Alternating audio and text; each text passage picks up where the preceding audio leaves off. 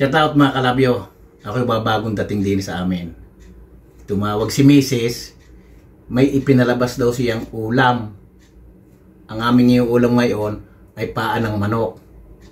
Pero ang sabi, pag hindi ko daw pinakalinis ng ayos, pati ko, hindi daw siya mangangain. Sabi ko nung mahigpit na parusa noon, kaya pipilitin kong linisin yung paa ng manok. Yan. Ito na. Yung mga kuko daw ililinisin yan. Diyos ko po, ang aking asawa. Lilinisin pa pati kuko.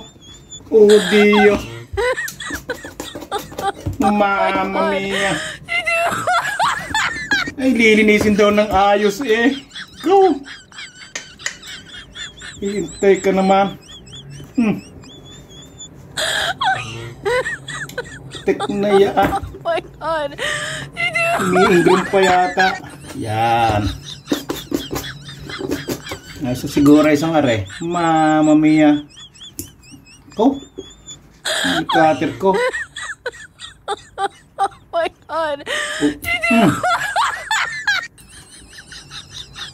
Yung. Ko.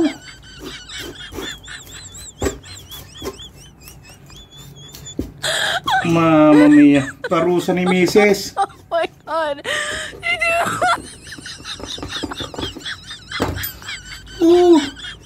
Eh, hindi makakapag-ulam pag hindi nilinis. Oh my God.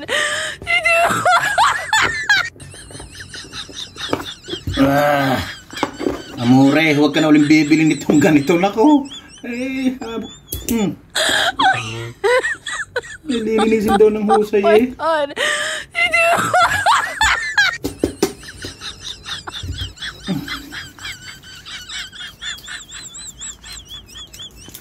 Yan. Ayos na, makalabyo. Lagyan pa ka na konting garne. Oh my God. Yan. Oh.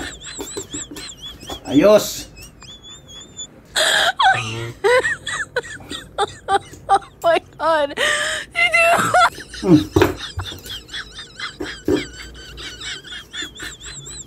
Yan.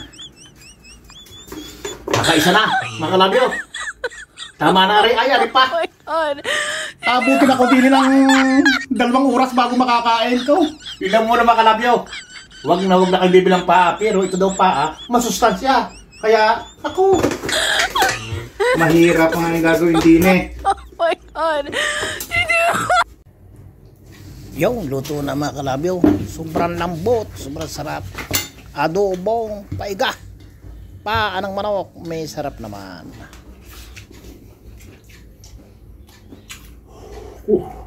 Ano na ang nililisan kanina?